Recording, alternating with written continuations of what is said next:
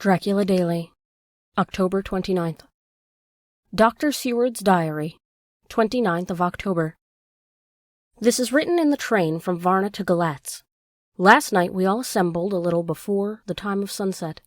Each of us had done his work as well as he could. So far as thought, and endeavor and opportunity go, we are prepared for the whole of our journey, and for our work when we get to Galatz. When the usual time came round, Mrs. Harker prepared herself for her hypnotic effort. And after longer and more serious effort on the part of Van Helsing than has been usually necessary, she sank into her trance.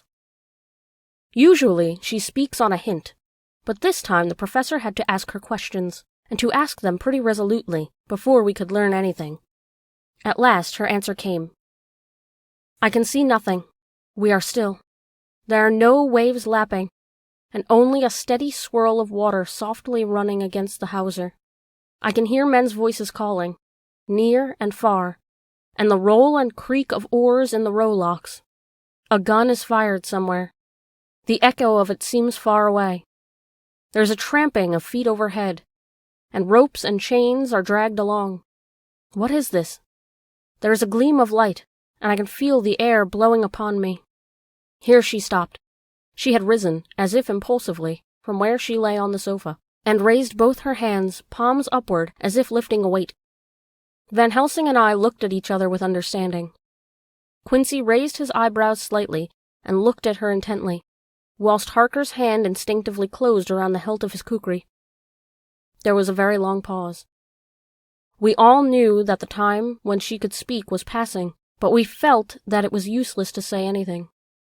Suddenly she sat up, and, as she opened her eyes, said sweetly, "Would none of you like a cup of tea? You must all be so tired." We could only make her happy, and so acquiesced. She bustled off to get tea. When she had gone, Van Helsing said, "You are my friends. You see, my friends, he is close to land. He has left his earth chest, but he has yet to get on shore. In the night he may lie hidden somewhere, but if he be not carried on shore, or if ship do not touch it, he cannot achieve the land. In such case he can, if it be by night, change his form and can jump or fly on horse, as he did at Whitby. But if the day come before he get on shore, then, unless he be carried, he cannot escape. And if he be carried, then the customs men may discover what the box contained. Thus, in fine, if he escape not on shore tonight, but before dawn, there will be the whole day lost to him. We may then arrive in time, for if he escape not at night, we shall come on him in daytime, boxed up and at our mercy, for he dare not be his true self, awake and visible, lest he be discovered." There was no more to be said, so we waited in patience until the dawn, at which time we might learn more from Mrs. Harker. Early this morning we listened, with breathless anxiety, for her response in her trance. The hypnotic stage was even longer in coming than before, and when it came, the time remaining until full sunrise was so short that we began to despair. Van Helsing seemed to throw his whole soul into the effort. At last, in obedience to his will, she made reply. "All is dark. I hear lapping water, level with me, and some creaking as of wood on wood." She paused, and the red sun shot up. "We must wait till tonight." And so it is that we are traveling towards Galatz in an agony of expectation. We are due to arrive between 2 and 3 in the morning, but already, at Bucharest, we are 3 hours late, so we cannot possibly get in until after sunup. Thus we shall have 2 more hypnotic messages from Mrs. Harker. Either or both may possibly throw more light on what is happening. Later. Sunset has come and gone. Fortunately, it came at a time when there was no distraction, for it had occurred whilst we were at the station. We might not have secured the necessary calm and isolation. Mrs. Harker yielded to the hypnotic influence even less readily than this morning. I am in fear that her power of reading the Count's sensations may die away, just when we want it most. It seems to me that her imagination is beginning to work. Whilst she has been in the trance hitherto, she has confined herself to the simplest of facts. If this goes on, it may ultimately mislead us. If I thought that the Count's power over her would die away equally with her power of knowledge, it would be a happy thought, but I am afraid that it may not be so. When she did speak, her words were enigmatical. Something is going out. I can feel it pass me like a cold wind. I can hear, far off, confused sounds, as of men talking in strange tongues, fierce falling water, and the howling of wolves. She stopped, and a shudder ran through her, increasing in intensity for a few seconds, till, at the end, she shook as though in a palsy. She said no more, even in answer to the professor's imperative questioning. When she woke from the trance, she was cold and exhausted and languid, but her mind was still alert. She could not remember anything, but asked what she had said. When she was told, she pondered it over deeply for a long time and in silence. October 30th. Dr. Seward's Diary. 30th of October, 7 a.m. We are near Galatz now, and I may not have time to write later. Sunrise this morning was anxiously looked for by us all. Knowing of the increasing difficulty of procuring the hypnotic trance, Van Helsing began his passes earlier than usual. They produced no effect, however, until the regular time, when she yielded with a still greater difficulty, only a minute before the sun rose. The professor lost no time in his questioning. Her answer came with equal quickness. All is dark. I hear water swirling by level with my ears, and the creaking of wood on wood, cattle low far off. There's another sound, a queer one, like— She stopped and grew white, and whiter still. Go on, speak, I command you, said Van Helsing in an agonized voice. At the same time there was despair in his eyes, for the sun risen was reddening even Mrs. Harker's pale face. She opened her eyes, and we all started as she said, sweetly and seemingly with the utmost concern, "Oh, Professor, why ask me to do what you know I can't? I don't remember anything." Then, seeing the look of amazement on our faces, she said, turning from one to the other with a troubled look, "What have I done? What have I said? I know nothing, only that I was lying here, half asleep, and heard you say go on. Speak, I command you. It seemed so funny to hear you order me about, as if I were a bad child." "Oh, Madam Mina," he said, sadly, "it is proof, if proof be needed, of how I love and honor you, when a word for your good, spoken more earnest than ever, can seem so strange because it is to order her whom I am proud to obey. The whistles are sounding. We are near Galatz. We are on fire with anxiety and eagerness." Mina Harker's Journal, 30th of October. Mr. Morris took me to the hotel where our rooms had been ordered by telegraph, he being the one who could best be spared, since he does not speak any foreign language. The forces were distributed, much as they had been at Varna, except that Lord Godalming went to the vice-consul, as his rank might serve as an immediate guarantee of some sort to the official, we being in extreme hurry. Jonathan and the two doctors went to the shipping agent to learn particulars of the arrival of the Tsarina Catherine. Later. Lord Godalming has returned. The consul is away, and the vice-consul is sick, so the routine work has been attended to by a clerk. He was very obliging, and offered to do anything in his power. Jonathan Harker's Journal, 30th of October. At 9 o'clock, Dr. Van Helsing, Dr. Seward, and I called on messengers, Mackenzie and Steinkopf, the agents of the London firm of Hapgood. They had received a wire from London in answer to Lord Godalming's telegraphed request, asking us to show them any civility in their power. They were more than kind and courteous, and took us at once on board the Tsarina Catherine, which lay at anchor out in the river harbor. There we saw the captain, Donaldson by name, who told us of his voyage. He said that in all his life he had never had so favorable a run. "Man," he said, "but it made us afeard, for we expected that we should have to pay for it with some rare piece of ill luck, so as to keep the average. It's no canny to run frae London to the Black Sea wid a wind ahint ye, and though the deal itself were blowing on your sail for his ain't purpose. And a' the time we could no speer a thing. Gin we were nigh a ship, or a port, or a headland, a fog fell on us and travelled with us, till when after it lifted, and we looked out, the deal of thing we could see. We ran by Gibraltar without being able to signal, until we came to the Dardanelles, and had to wait to get our permit to pass. We never thought within hail o' aught. At first I inclined to slack off sail, and beat about till the fog was lifted, but whiles I thocht that, if the deil was minded to get us into the Black Sea quick, he was like to do what either we would or no. If we had a quick voyage, it would be no to our miscredit with the others, or no hurt to our traffic, and the old mon who had served his ain purpose would be decently grateful to us for no hindering him. This mixture of simplicity and cunning, of superstition and commercial reasoning, aroused Van Helsing, who said, "Mine friend, that devil is more clever than he is thought by some, and he know when he meet his match." The skipper was not displeased with the compliment, and went on. When we got past the Bosphorus, the men began to crumble. Some of them, the Romanians, came and asked me to heave overboard a big box which had been put on board by a queer-looking old man just before we had started frae London. I had seen them spear at the fellow, and put out their 12 fingers when they saw him, to guard against the evil eye. Man, but the superstition of foreigners is perfectly ridiculous. I sent them about their business pretty quickly, but as just after the fog closed in on us, I felt a wee bit as they did at something, though I couldn't say it was agin the big box. Well, on we went, and as the fog didn't let up for 5 days, I just let the wind carry us.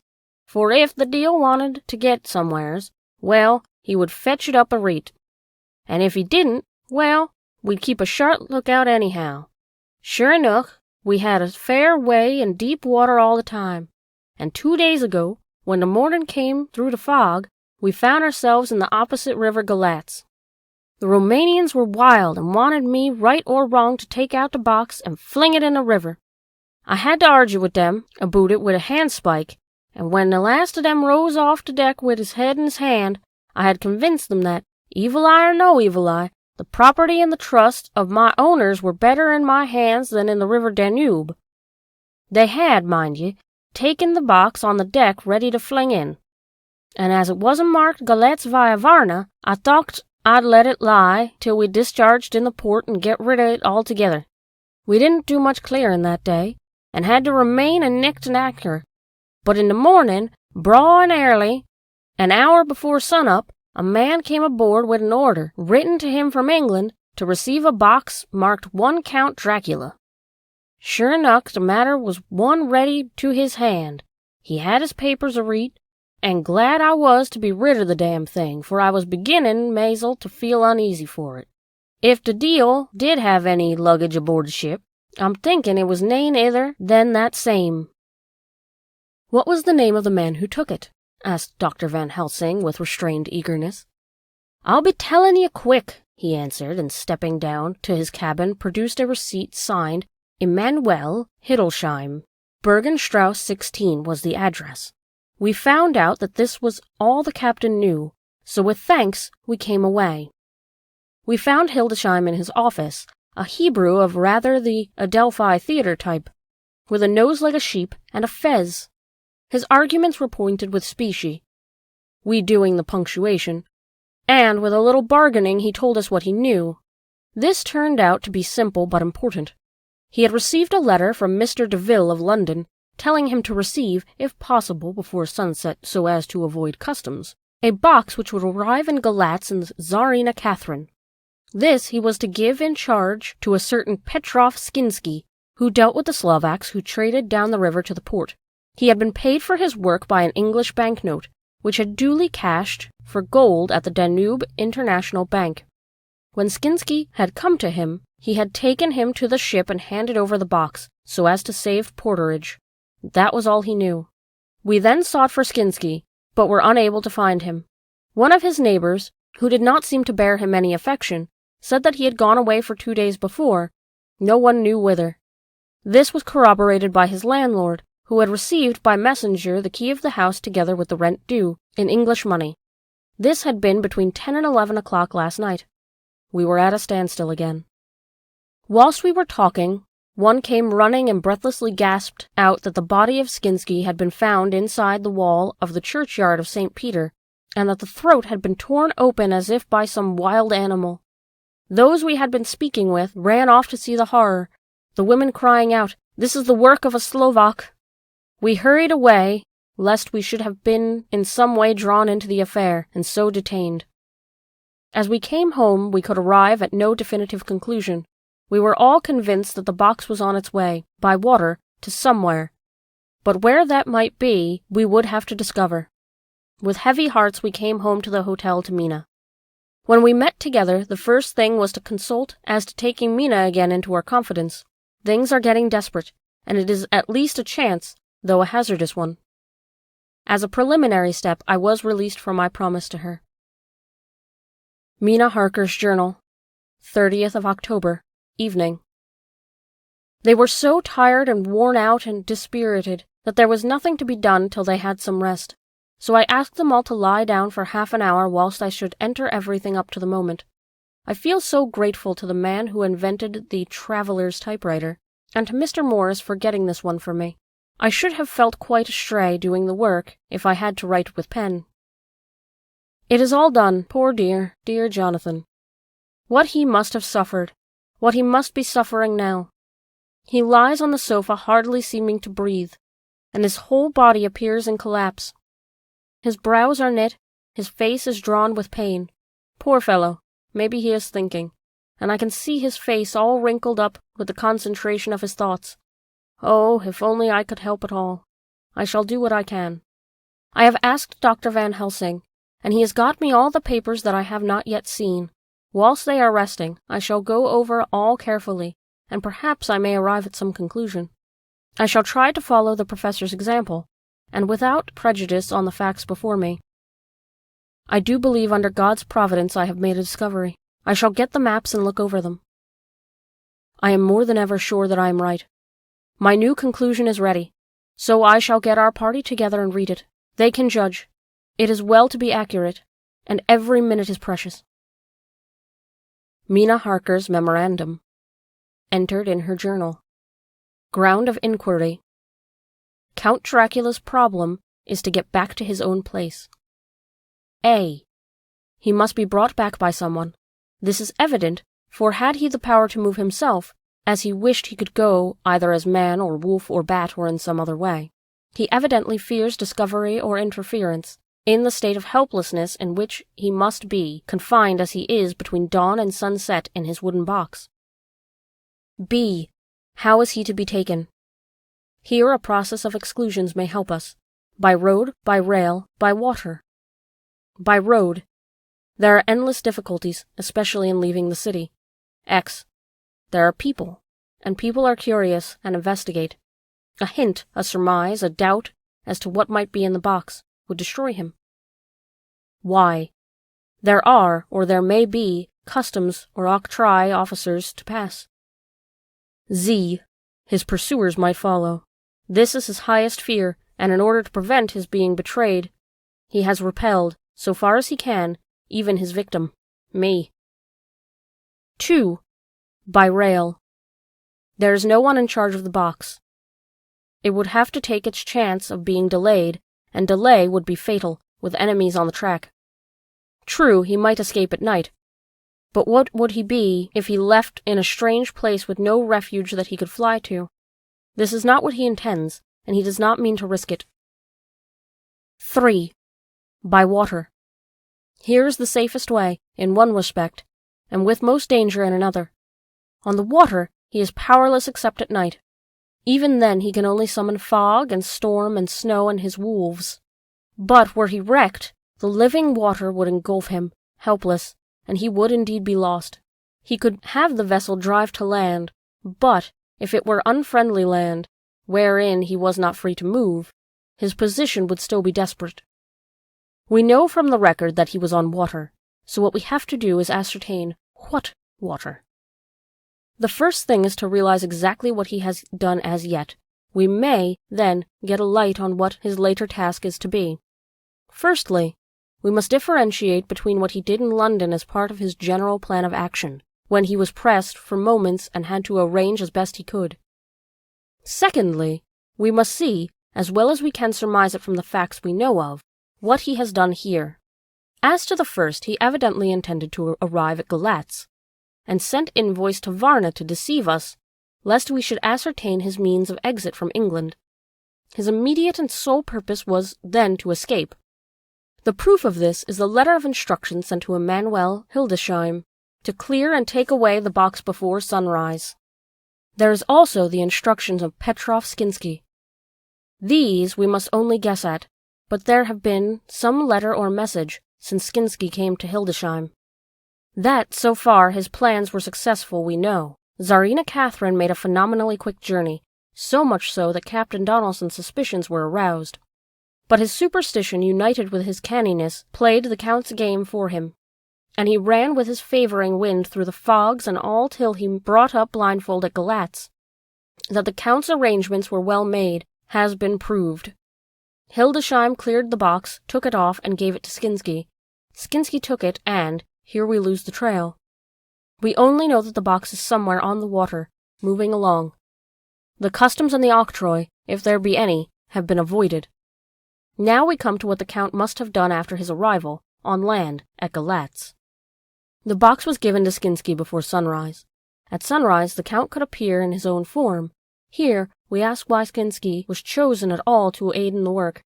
In my husband's diary, Skinsky is mentioned as dealing with the Slovaks who trade down the river to the port, and the man's remark that the murder was the work of a Slovak showed the general feeling against his class. The Count wanted isolation. My surmise is that in London the Count decided to get back to his castle by water, as the most safe and secret way. He was brought from the castle by Skani, and probably they delivered their cargo to Slovaks who took the boxes to Varna, for there they were shipped to London. Thus the Count had knowledge of persons who could arrange this service. When the box was on land, before sunrise or after sunset, he came from his box, met Skinsky, and instructed him what to do as to arrange the carriage of the box up some river. When this was done, he knew that all was in train. He blotted out his traces, as he thought, by murdering his agent. I have examined the map to find that the river most suitable for the Slovaks to have ascended is either the Pruth or the Sereth. I read in the transcript that in my trance I heard cows low and water swirling level with my ears and the creaking of wood. The Count is in his box, then was on a river in an open boat, propelled probably by either oars or poles, for the banks are near and it is working against stream. There would be no such sound if floating downstream. Of course, it may be neither the Sereth or the Pruth, but we may possibly investigate further. Now, of these two, the Pruth is more easily navigated, but the Sereth is at Fundu, joined by the Bizitstra, which runs up round the Borgo Pass. The loop it makes is manifestly as close to Dracula's castle as can be got by water. Mina Harker's journal continued. When I had done reading, Jonathan took me into his arms and kissed me. The others kept shaking me by both hands, and Dr. Van Helsing said, "Our dear Madam Mina is once more our teacher. Her eyes have been where we were blinded. Now we are on track once again, and this time we may succeed. Our enemy is at his most helpless, and if we can come on him by day, on the water, our task will be over. He has a start, but he is powerless to hasten, as he may not leave his box, lest those who carry him may suspect. For them to suspect would be to prompt them to throw him in the stream where he perish. This he knows, and will not. Now, men, to our council of war, for, here and now, we must plan what each and all shall do." "I shall get a stream launch, and follow him," said Lord Godalming. "And I, horses to follow on the bank, lest by chance he land," said Mr. Morris. "Good," said the professor. "Both good. But neither must go alone. There must be force to overcome force if need be. The Slovak is strong and rough, and he carries rude arms." All the men smiled, for amongst them they carried a small arsenal. Said Mr. Morris, "I have brought some Winchesters. They are pretty handy in a crowd, and there may be wolves. The Count, if you remember, took some other precautions. He made some requisitions on others that Mrs. Harker could not quite hear or understand. We must be ready at all points," Dr. Seward said. "I think I had better go with Quincy. We have been accustomed to hunt together, and we two, well armed, will be a match for whatever may come along. You must not be alone, Art. It may be necessary to fight the Slovaks, and a chance thrust, for I don't suppose these fellows carry guns, would undo all our plans. There must be no chances this time. We shall not rest until the Count's head and body have been separated, and we are sure that he cannot reincarnate." He looked at Jonathan as he spoke, and Jonathan looked at me. I could see that the poor dear was torn about in his mind. Of course he wanted to be with me. But then the boat service would, most likely, be the one which would destroy the vampire. Why did I hesitate to write the word? He was silent a while, and during his silence Dr. Van Helsing spoke. "Friend Jonathan, this is to you for twice reasons. First, that you are young and brave and can fight, and all energies may be needed at the last. And again that it is your right to destroy him, that which has brought such woe to you and yours. Be not afraid for Madam Mina, she will be in my care, if I may. I am old, my legs are not so quick to run as once, and I am not used to ride so long or to pursue as need be, or to fight with lethal weapons. But I can be of other service, I can fight in other way, and I can die, if need be, as well as younger men. Now let me say that what I would is this. While you, my Lord Godalming, and friend Jonathan go in your so swift little steamboat up the river, and whilst John and Quincy guard the bank where some perchance he might be landed, I will take Madam Mina right to the heart of the enemy's country. Whilst the old fox is tied in his box, floating on the running stream whence he cannot escape to land, where he dares not raise the lid of his coffin box lest his Slovaks carriers should, in fear, leave him to perish. We shall go back in the track where Jonathan went, from Bistritz over the Borgo, and find our way to the castle of Dracula. Here, Madam Mina's hypnotic power will surely help, and we shall find our way, all dark and unknown otherwise, after the first sunrise, when we are near that fateful place. There is much to be done, and other places to be made sanctify, so that that nest of vipers be obliterated. Here Jonathan interrupted him hotly. Do you mean to say, Professor Van Helsing, that you would bring Mina, in her sad case and tainted as she is with that devil's illness, right into the jaws of his death-trap? Not for the world, not for heaven or hell. He became almost speechless for a minute, and then went on. Do you know what that place is? Have you seen that awful den of hellish infamy, with the very moonlight alive with grisly shapes, and every speck of dust that whirls in the wind a devouring monster in embryo? Have you seen the vampire's lips upon your throat? Here he turned to me, and as his eyes lit on my forehead, he threw up his arms with a cry. Oh my God, what have we done to have this terror upon us? And he sank down on the sofa in a collapse of misery. The professor's voice, as he spoke in clear, sweet tones, which seemed to vibrate in the air, calmed us all. Oh, my friend, it is because I would save Madam Mina from that awful place that I would go. God forbid that I should take her into that place. There is work, wild work, to be done there, that her eyes may not see. We men here, all save Jonathan, have seen with our own eyes what is to be done before that place can be purified. Remember that we are in terrible straits. If the Count escape us this time, and he is strong and subtle and cunning, he may choose to sleep him for a century, and then in time our dear one, he took my hand, would come to him to keep him company, and would be as those others that you, Jonathan, saw. You have told us of their gloating lips. You heard their ribald laugh as they clutched the moving bag that the Count threw at them. You shudder, and it well may be. Forgive me that I make you so much pain, but it is necessary. My friend, is it not a dire need for which I am giving, possibly my life? If it were that any one went into that place to stay, it is I who would go to keep them company. Do as you will, said Jonathan, with a sob that shook him all over. We are in the hands of God. Later. Oh, it did me good to see the way that these brave men worked.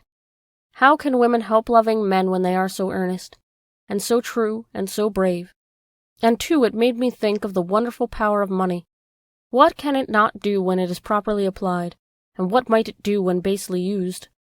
I felt so thankful that Lord Godalming is rich, and that both he and Mr. Morris, who also has plenty of money, are willing to spend it so freely.